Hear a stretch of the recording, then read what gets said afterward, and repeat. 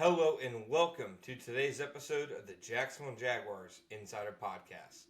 My name is John Shipley. I am your host and beat reporter, and I have been your beat reporter covering the Jacksonville Jaguars for OnSI every single day since August 2019, and we are continuing to push forward through yet another offseason together.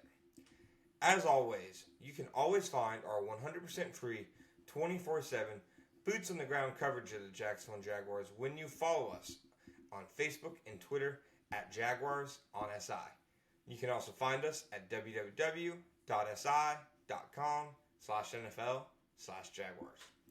All right, folks, welcome to today's episode of the Jacksonville Jaguars on SI podcast. Today, we are talking about what we are going to be looking for when the Jaguars take on the Pittsburgh Steelers Saturday evening at Everbank Stadium. It is the preseason opener for the Jacksonville Jaguars and the unofficial debut of Liam Cohen, his coaching staff, and of course, Travis Hunter. Now, again, it's just a preseason game. They won't be playing against the Steelers ones, so, if they go out there and light them up on the first few drives, then there's obviously a expectation of, okay, this is what you should be doing. But it's still an important game, in my opinion, in terms of the evaluation process, as you guys have heard me say. What does the offense and defense actually look like when you go under the lights? Now you have another opponent to kind of, bang on with the pads. Where's the physicality at? Where's the timing at? Does everybody have a good understanding of the scheme and what they're attempting to accomplish in their specific roles? To me, the preseason is very important, even if they're games that ultimately do not count.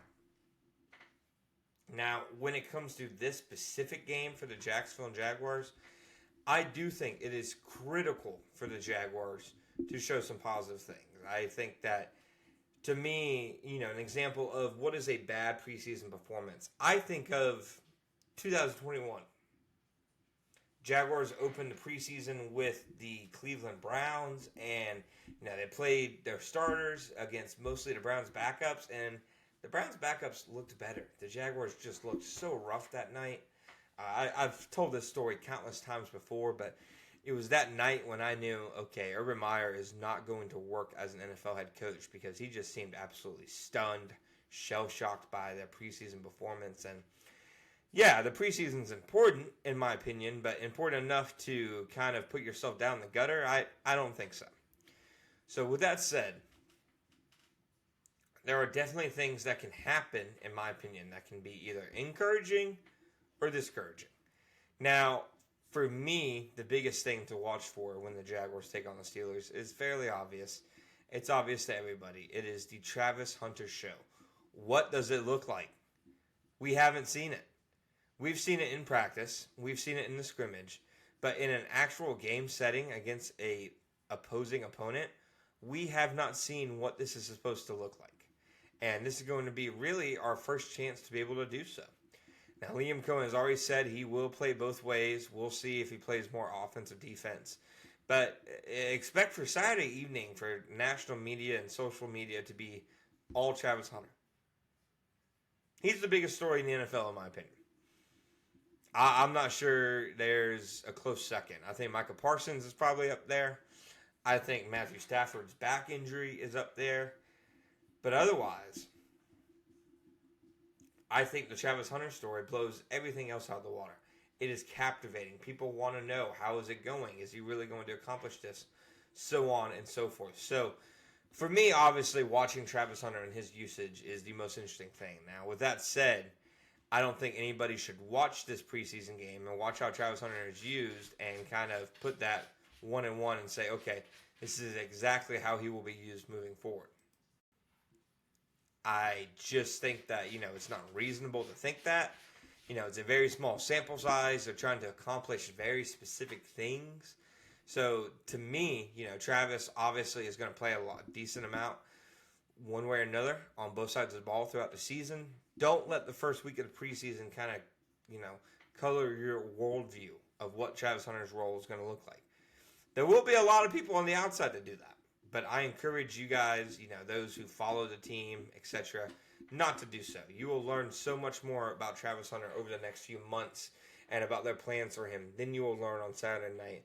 But I do think seeing it in a game setting, is advantageous, and it's exciting. I mean, it is what it is. Everybody is ready to see what this can kind of become in a real NFL setting. Myself included. I'm all in terms of fascination. I think it is incredibly, one of those things that you just can't help but think about. Can't help but think, okay, is this really going to be history like so many have proclaimed it will be? And in my opinion, it will be. Now, outside of Travis, some other key things to watch. How they structure the secondary. I think there's a lot of competition happening at the safety spot specifically. Caleb Bransaw has been hurt for a little bit. We'll see when he gets back in there. But otherwise, it feels like it's been a three-way battle for the spot opposite of Eric Murray. You have Andrew Wingard, you have Antonio Johnson, you have Darnell Savage. Me personally, I would start Darnell Savage. I think his athleticism, his dynamic range, his physicality, all would really match Eric Murray well and complement his game. With that said, it sure seems like Andrew Wingard is the one right now in the driver's seat for the role. I'm not sure if he should be, but it definitely feels like that is the case at this time. So we'll see Saturday. How are these guys, one, being deployed? Who's with the ones, who's with the twos, etc. And then two, who deserves to be in that starting spot? Because they all bring something different. Andrew Wingard, for example, where he's going to be where he has to be at. He's a dependable player. He has some consistency to him. It's just, to me, the other two guys offer more upside, especially if you're starting across a older safety like Eric Murray on the other side, who isn't, all due respect, a spring chicken anymore. So, to me, Antonio Johnson has a lot of physical traits, a lot of size, length, wingspan that are really interesting. I even think he's had a good training camp, frankly. But the instincts and the communication was a problem last year. So can he overcome that this year? That obviously remains to be seen, but that is the book on him. Darnell Savage, maybe more of a natural nickel corner than a true safety, but simply put, other than Travis Hunter, I am not sure there is a more athletic guy in the secondary than Darnell Savage. But that's not the only position that we're looking at, obviously. We're also looking at the offensive line. It really feels like right now, Cole Van Lanen hurt, that they don't really have a swing tackle. So seeing who steps up in that role, whether that's Anton Harrison and they move Fred Johnson to right tackle like they did in the scrimmage, whether that's Wyatt Milam, who has taken snaps at tackle over the past week after really being predominantly at guard through the first 2 weeks or so of training camp. And I even think he's looked better at tackle than he looked at guard, if I could be completely honest. Also, the right guard spot. Chuma Edoga or Patrick McCarry? It is an interesting question. I think that Liam Cohen kind of opened the door a bit to the idea that, this might actually be a real competition, because I truly believe that it's not fair for either party when a guy loses his role in job because of injury. But with that said, if his replacement is playing well and practicing well and is looking good, is it fair to pull him either? Just because the other guy was designated as the starter before him? So I think it'll be interesting to see how they handle the offensive line, the running back rotation. I think that we have a solid grasp for it. Maybe we don't, though. Maybe Liam Cohen will show us that you guys don't know what the heck you're talking about. Because to me, it seems like they just have two very different roles set for Tank Bigsby and Travis Etienne. They'll use Tank as the hammer, an early down guy, that guy to get downhill.